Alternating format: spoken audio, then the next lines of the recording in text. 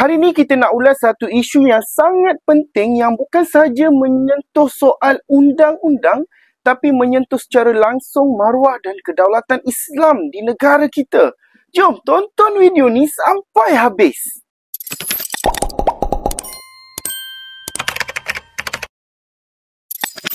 Sister in Islam atau SIS sekali lagi menjadi tajuk utama. Kali ini mereka mencabar fatwa yang pernah dikeluarkan oleh pihak berkuasa agama Islam, JAIS. Satu fatwa yang menyatakan pendekatan pemikiran SIS itu bertentangan dengan ajaran Islam yang sebenar. Jabatan Agama Islam Selangor, JAIS, telah mengeluarkan arahan supaya semua masjid dan surau di negeri Selangor mengadakan solat hajat khas selepas solat Jumaat lepas.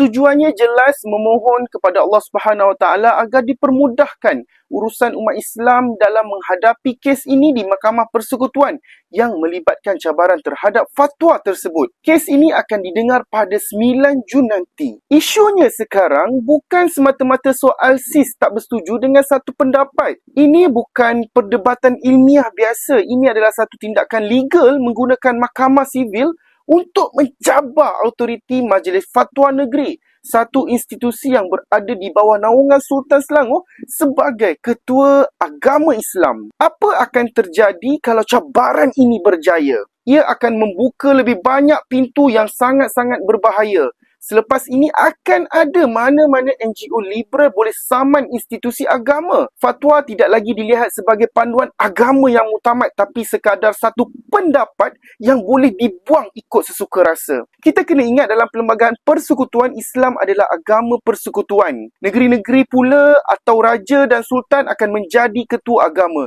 Jadi apa sahaja yang berkaitan dengan fatwa, hukum syarak dan pentadbiran agama adalah dalam bidang kuasa syariah, bukan mahkamah sivil biasa. Bayangkan kalau ini berjaya, habis runtuhlah sistem yang kita warisi lebih 60 tahun ni. Malah jauh lebih itu. Ini satu cubaan untuk menggugat sistem Islam yang dijaga sejak zaman Kesultanan Melayu lagi. Sebab itu JAIS nak ajak semua rakyat, khususnya di Selangor, untuk kita bersatu. Solat hajat ni bukan hanya simbolik tapi ianya satu doa dalam bentuk solidariti.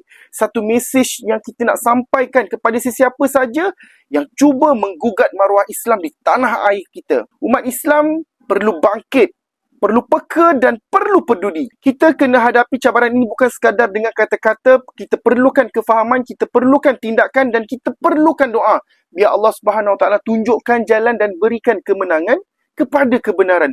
Sebagai rakyat yang cintakan Islam, kita perlu berdiri teguh. Ini bukan masa untuk kita berdiam diri. Ini adalah masa untuk kita bersuara, mempertahankan dan berdoa. Kerana bila agama mula dicabar, tiada apa yang lebih mulia daripada mempertahankannya. Teruskan berdoa, teruskan bersatu padu dan kita akan teruskan mempertahankan kedaulatan Islam. Okey guys, sampai di sini saja ulasan saya pada kali ini. Jangan lupa guys, like kalau setuju, komen kalau ada pandangan, share kalau korang rasa video ni bermanfaat. Dan yang paling penting, subscribe untuk terus cakna isu semasa politik negara. Jumpa lagi di video yang akan datang insya-Allah. Assalamualaikum dan jaga diri anda baik-baik.